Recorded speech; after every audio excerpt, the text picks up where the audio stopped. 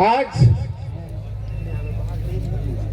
गुजरात, महाराष्ट्र, मध्य प्रदेश और राजस्थान से लाखों की संख्या में जिस शहीद स्थली पर हम उपस्थित हुए हैं, मैं उन तमाम बलिदानी महापुरुषों को नमन करूंगा, जोहार करूंगा। और इस मंच पर, इस पंडाल में और आसपास भारत देश के मूल बीज, मूल मालिक यहाँ उपस्थित हुए उन तमाम साथियों को खूब खूब जोहार, जय आदिवासी। साथियों, आज हम भील प्रदेश की बात कर रहे हैं, राजपाट ठाट की बात कर रहे हैं। यह बात वर्तमान में उन लोगों को नहीं पच रही है जो ये जो जागरूकता है, ये जागरूकता को रोकना चाहते हैं, इनके ऊपर राज करना चाहते हैं, इनकी जमीनें छीनना चाहते हैं, इनकी आने वाली पीढ़ियों को गुलाम बना करके रखना चाहते हैं। उनको नहीं पच रहा है। इस वजह से सरकारों में बैठ करके हमारा इतिहास खत्म कर रहे हैं।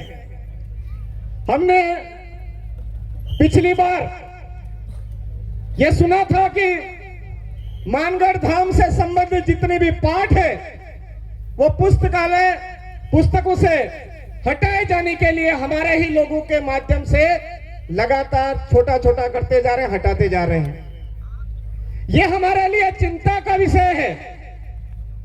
तो क्यों ना हमको ये जो चिंता है इसको हमेशा के लिए दूर करने के लिए जिस महानगढ़ पहाड़ी से हम चढ़ते हैं, वहीं से हमारे अपने द्वारा हर उस 1507 हमारे पूर्वज के शहीद हुए हैं, उनके नाम ढूंढ ढूंढ करके उनका इतिहास हमारे अपने हाथों से लिख करके एक छोटे छोटे शिलालेख सभी रास्तों पर लगाए जाए। ये मेरा था, यहां पर थोड़ा सा विचार था। हम अगर गुजरात तरफ से चढ़ते हैं तो जहां से रास्ता चालू होता है वहां से हमारे एक एक पूर्वज का हम लिखते हुए, जो यहाँ पर शहीद हुए उनका छोटा छोटा इतिहास भी लिखते हुए आएंगे ऊपर, तो वो भविष्य में हमारी पीढ़ी के लिए स्थायी बन जाएगा। हमारे राजस्थान,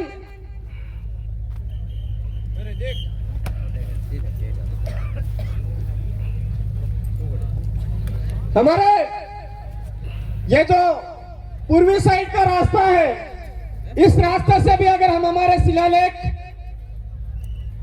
बनाते बनाते ऊपर तक आएंगे और इस पहाड़ी पर जितने पेड़ पौधे आज हमने लगाए हैं, उसी तरह से जगह जगह पर अगर हमारा अपने पूर्वज पुरखों का जिन्होंने यहाँ पर बलिदानी दी उनका इतिहास अगर लिखेंगे तो शायद ही ये किताबों में लिखने वाले लोग हैं वो अपने आप बंद होंगे, उनकी अपने आप बोलती बंद होगी। साथियों, हम बात करते हैं आज भील प्रदेश की, तो कहीं से भी बार बार ये सवाल उठते हैं, पूछा जाता है कि आप ऐसा क्यों चाहते हो। मैंने कहा भाई, उधर अन्य जगहों पर राज्यों की बात होती है तो कोई इस तरह से नहीं पूछते हैं, और हमको क्यों पूछा जाता है। नहीं नहीं, आप तो बोलते हो जय जोहार का नारा है, भारत देश हमारा है।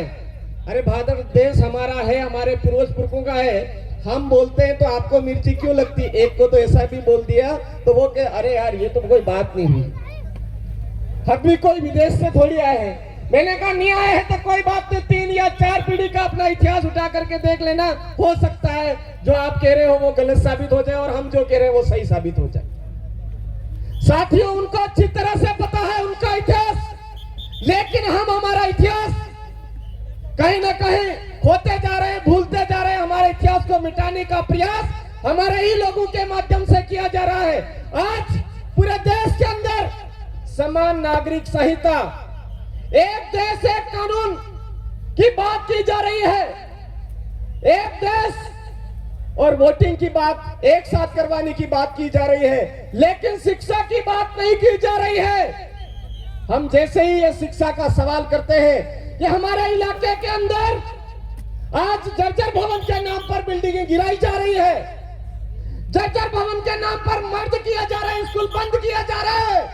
और जो शिक्षक हमारे इलाके के अंदर सामाजिक शिक्षा और स्कूली शिक्षा सुव्यवस्थित देता है, उनका ट्रांसफर कर दिया जाता है, उनको दबाया जाता है, उनको एक स्थान से दूसरे स्थान भेज करके साजिश के तहत निलंबित कर दिया जाता है। ये कार्य हमारे यहाँ पर किया जा रहा है। इसलिए हमारे भिल्ल प्रदेश की मांग उठ रही है।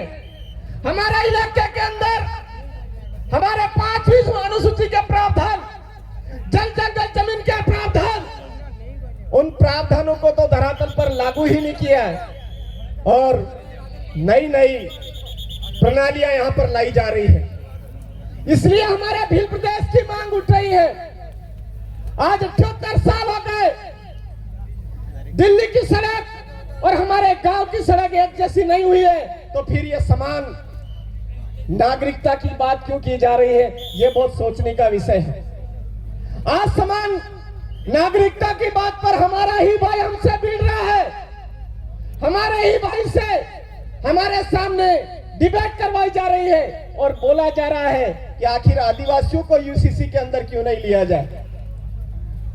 अरे भाई, देश का संविधान बना, आर्टिकल 244 हमारे पूर्वज पुरखों की बदौलत मिला, आर्टिकल 13(3) का हमारे लिए विशेष अधिकार लेकर के बना, सुप्रीम कोर्ट हाई कोर्ट के जजमेंट है, वो हमारे लिए विशेष रूप से विशेष प्रावधान लेकर के आए, वो तो हमारे धरातल पर लागू नहीं हुआ और समान नागरिक संहिता की बात की जा रही, कोई किस तरह की बात किया जा रही है। तो हम सबको समझना होगा, हमारा इतिहास, हमारी संस्कृति, हमारे जल जंगल जमीन की लड़ाई के साथ में हमारी शिक्षा व्यवस्था को मजबूती देने के लिए हमको ही आगे बढ़ना होगा।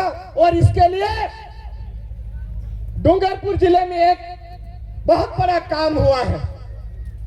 डूंगरपुर जिले के अंदर बहुत बड़ा काम हुआ है। हम इस भिल्ल प्रदेश की मांग संदेश के लेकर के यहाँ उपस्थित हुए हैं। हमको ये जो प्लान है, हमारी अपनी शिक्षा व्यवस्था को मजबूती देने के लिए हमारे अपने जिला, हमारे अपने ब्लॉक पर ही हमको सबको मिल करके ये कोशिश करनी होगी। हमारी आने वाली पीढ़ी अवश्य देश के मालिक और आजाद रहेगी। आज हम बात कर रहे हैं जो हमारी जमीन बचाने की, लेकिन हमारी जमीनों पर आज कब्जा कहीं ना कहीं साजिशकर्ताओं ने कर लिया है। इस बार की जो फसल बुआई हमने करी है, वो हमारे पूर्वज पुरखों के अन्न से हमने नहीं किए, वो कहीं ना कहीं मार्केट के लाए हुए अन्न से हमने किया है।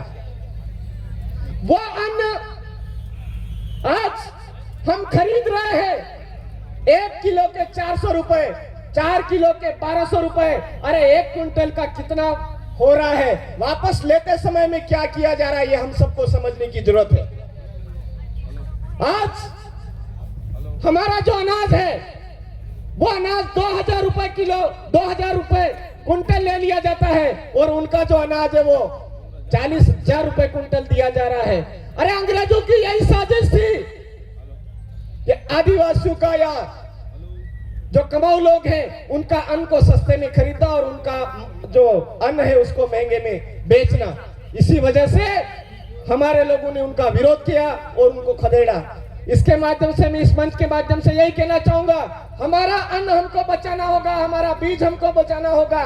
जो मिलर्स के नाम पर आज बड़ी बड़ी होटलें खुल रही है, वो मिलर्स हम पैदा करने वाले थे, उसको वापस अपने हाथ में लेना होगा। अपनी खेती, हमारी अपनी पूर्वज पुरखाई व्यवस्था को अपने हाथ में लेना होगा। इसी आशा और विश्वास के साथ आपने मुझे सुना या सम्मान दिया, इसके लिए खूब खूब धन्यवाद। जय जोहर, जय आदिवासी, जय भिल्ल प्रदेश, जय संविधान, जय भारत। आप सबकी जय।